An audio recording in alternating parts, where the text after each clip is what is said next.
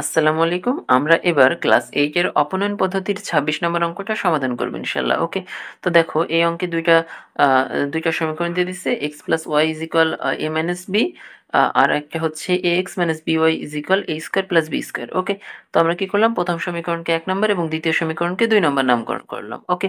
এরপরে আমাদের কাজ হচ্ছে চেক করা যে x এবং y, মানে x এর সহগ এই ২ জায়গায় x এর সহগ ২ টা সেম আছে কিনা এবং এই ২ জায়গায় y এর সহগ ২ টা সেম আছে কিনা এটা চেক করা আমাদের কাজ। ওকে? তো দেখতে পারতেছি যে আমাদের x এবং y এর মান মানে সহগ সমান নাই। যদি সমান থাকতো তাহলে হচ্ছে আমরা কি করতাম? আমরা হচ্ছে যোগ অথবা বিয়োগ করে একটা x অথবা y কে কাটাকাটি করার চেষ্টা করতাম। ওকে? যদি সমান না থাকে কি করতে হবে আমাদের? সমান বানায় নিতে হবে। ওকে? তো সমান বানানোর জন্য সবচেয়ে সহজ পদ্ধতি কি?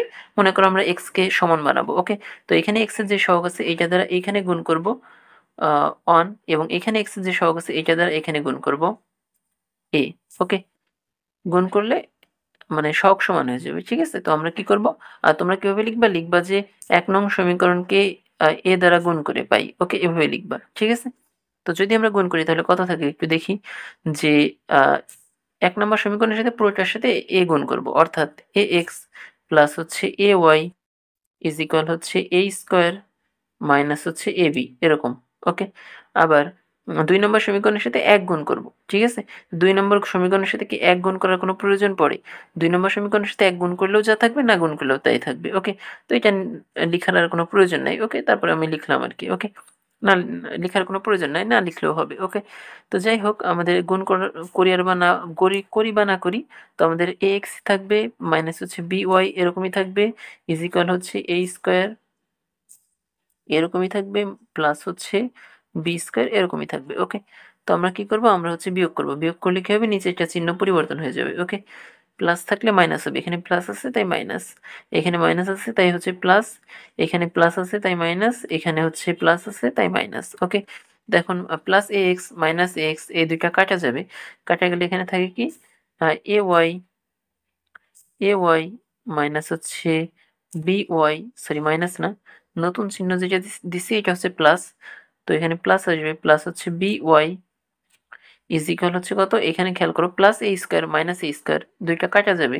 তো এখানে থাকে কি? ab সরি মাইনাস ab, এখানে ab এর আগে একটা মাইনাস ছিল, মাইনাস ab মাইনাস হচ্ছে b²। ওকে? এরকম থাকে আমাদের। ওকে?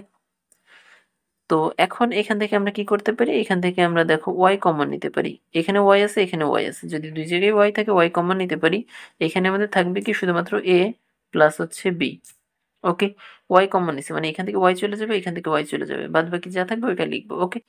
এরপরে আমাদের কাজ কি? এখান থেকে যদি আমরা b কমন নেই, মাইনাস b কমন নিলাম মনে করো। মাইনাস b যদি কমন নেই, মাইনাস চলে গেছে, b চলে গেছে। তাহলে আমাদের এখানে আছে কি? শুধুমাত্র a। আবার মাইনাস চলে গেছে, একটা বি চলে গেছে। তাহলে এখানে কি থাকে? শুধুমাত্র প্লাস বি থাকে। ওকে? এখন খেয়াল করো, a প্লাস বি এই ২ টা তো কাটা দিতে পারি আমরা, তাই না?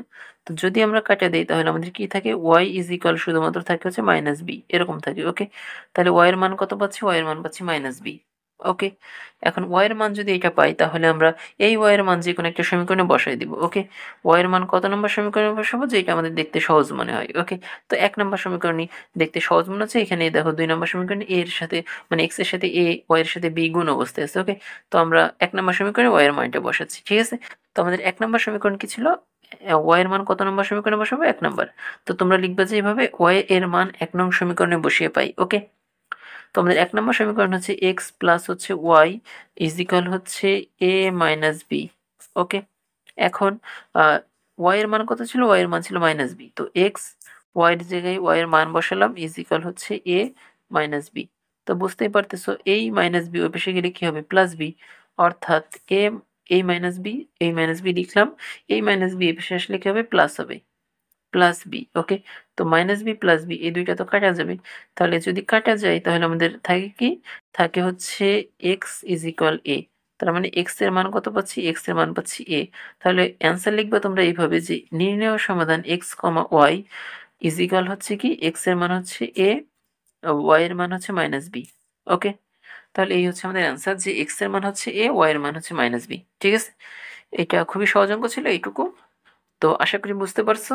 এই ভিডিওটা এ পর্যন্তই। সবাইকে ধন্যবাদ।